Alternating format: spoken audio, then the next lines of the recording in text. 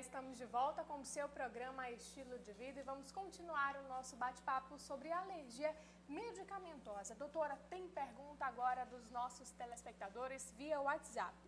A Pauline Rodrigues, lá do bairro São Francisco. Pauline, um grande beijo para você e todas as pessoas que estão nos assistindo nesse momento. Ela diz assim: eu tenho uma alergia leve à castanha de caju. Estou tomando um remédio que contém óleo de amendoim e me deu alergia na pele. Isso quer dizer que eu posso ter alergia a amendoim? Sim, pode ter alergia a amendoim. Então se trata de duas castanhas, né? O amendoim e a castanha de caju. E a castanha de caju, né? Então realmente pode haver, inclusive, uma reação cruzada entre as castanhas, né? Aqui no Amazonas a gente costuma ter muita alergia à castanha do Pará, né? Nos Estados Unidos a gente tem mais alergia a amendoim, mas pode haver uma reação entre elas. Então é indicado realizar o teste. Estão no mesmo grupo alimentício, então é importante fazer esse teste mesmo. Mas antes de falarmos do diagnóstico, vamos para os sintomas. Que sintomas, então, podem ser sentidos por essas pessoas que apresentam uma reação adversa, uma reação de alergia medicamentosa, doutora? Então, nós temos a urticária, que é o surgimento de placas avermelhadas no corpo, umas manchas vermelhas que coçam bastante, né?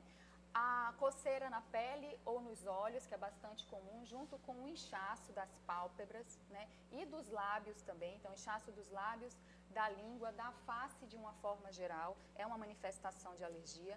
Dor abdominal, cólicas, confusão, diarreia, sintomas do trato gastrointestinal, tonturas, náuseas e vômitos. Esses três últimos já se enquadram nos sintomas um pouco mais graves, que podem levar a um choque anafilático, né? Então, realmente, elas podem apresentar esses sintomas. Inclusive, a gente viu na nossa enquete do dia que uma moça estava relatando que quando ela toma aquele medicamento que tem a substância chamada sulfa, fecha a garganta dela. Realmente é um nível de alergia mais avançado que pode levar à morte se não for tratado no momento? Pode levar à morte, sim. Então, o diagnóstico tem que ser feito, o paciente precisa ter um conhecimento do medicamento e dos outros medicamentos que podem estar relacionados a ele. Por exemplo, a sulfa é um antibiótico, mas existem alguns diuréticos ou medicamentos para pressão que são relacionados à sulfa. Tem uma reação cruzada. Então, se for diagnosticado uma reação grave à sulfa, a gente exclui todos os outros medicamentos daquela classe com uma molécula semelhante, né? Então vamos pedir a ajuda da nossa tela interativa agora para a gente entender um pouquinho mais sobre o tratamento da alergia medicamentosa. A gente tem alguns nomes aqui que são mais específicos realmente, que a gente não consegue ler nem entender muitas vezes. O paciente tem que ter esse controle também, saber o que está tomando e o que está tomando, fazendo esse tratamento. Então, primeiro a gente precisa falar, doutora, como é feito o diagnóstico da alergia medicamentosa? O diagnóstico, ele é eminentemente clínico. Então, você vai ao alergista contando uma história que é bem compatível com reação alérgica ao medicamento, né? Então, isso é o primeiro. Claro que existem histórias muito confusas, porque muitas vezes o paciente não faz a associação com o medicamento, mas a relação temporal, eu tomei aquele comprimido e passei a desenvolver determinado sintoma, ela é crucial. Se for necessário, existem outros testes diagnósticos, que são os exames de pele, chamado teste cutâneo ou teste de contato, e o teste de provocação, que é quando o paciente não toma o medicamento por um determinado período e dentro do hospital, sob monitorização e cuidados médicos, eu ofereço a medicação numa quantidade bem menor para ele e vou fazendo um teste, ver se ele consegue tolerar a medicação. Se der positivo, eu interrompo o teste e está diagnosticada a alergia. Se der negativo, está liberada a medicação. Então vamos passar agora para o tratamento. Já diagnosticado, como é que a gente pode fazer esse tratamento? A gente viu, inclusive, na participação dos telespectadores, que uma senhora relatou que ficou fazendo um tratamento durante 6 meses e aí ela faz esse controle com medicamento mesmo, não contendo a mesma substância. A mesma substância, isso. Um dos tratamentos principais é excluir a substância que foi diagnosticada como substância alérgica, né? Um dos problemas da alergia é que você não pode continuar o tratamento com aquela substância. Isso aí não é possível. Então, não adianta insistir na medicação ou mesmo tomar um antialérgico antes de ingerir a medicação. Isso não é totalmente contraindicado. E o tratamento das alergias, conforme for a manifestação clínica, se baseia no uso de antihistamínicos, que são medicamentos popularmente conhecidos como antialérgicos, né? Eles aliviam os sintomas de coceira, a vermelhidão da pele, né? Os broncodilatadores, como o salbutamol, que são as famosas bombinhas, esses medicamentos são usados no caso da pessoa ter chiado no peito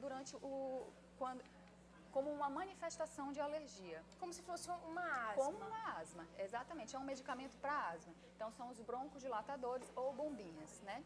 Os corticoides, que podem ser aplicados via intravenosa ou por via oral. O que acontece mais vai ao pronto-socorro, no pronto-socorro se faz a medicação intravenosa e depois segue o tratamento em casa com a medicação por via oral, se for necessário, né?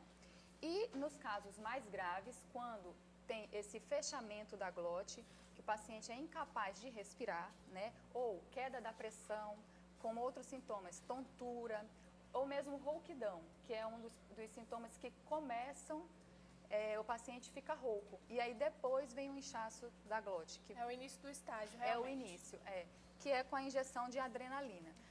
Agora, doutora, o que as pessoas, nesse momento, no nível mais grave, não devem fazer em casa? Muitas vezes elas tentam ajudar e acabam atrapalhando ou piorando o quadro da pessoa realmente. O que elas podem ou não fazer? Dar água para a pessoa, tentar reverter a situação com outro medicamento que muitas vezes pode conter a mesma substância.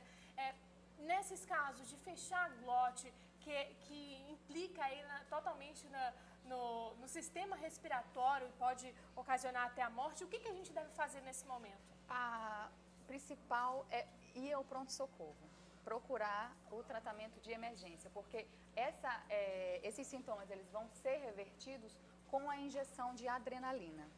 E se for um paciente que tem muito risco de exposição acidental ao medicamento, a gente indica ao paciente portar canetas de adrenalina.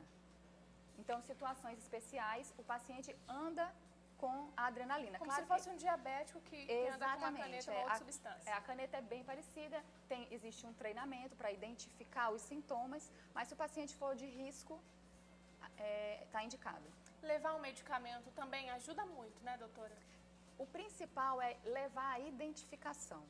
Então, se usa pulseirinhas ou uma carteirinha, né? Dentro da sua própria carteira ou na carteira de identidade. Então, você usa identificação para quando chegar ao hospital, quem atender saber que você se trata de um paciente alérgico, né? Doutora, muito obrigada pela sua presença hoje no programa Estilo de Vida. Gostei muito do nosso bate-papo. A gente consegue visualizar aí uma boa parte da parcela que é atingida por esse problema. Não sabe, muitas vezes acaba piorando mesmo. Realmente, assim como nos alimentos, fazer a dieta de exclusão, então deve-se fazer também com os medicamentos. Então, muito obrigada e até a próxima. Muito obrigada. Obrigada para você. E olha, para você que está em casa, o seu programa Estilo de Vida vai para um breve intervalo, mas daqui a pouquinho a gente volta com mais notícias de saúde e bem-estar para você. Até lá.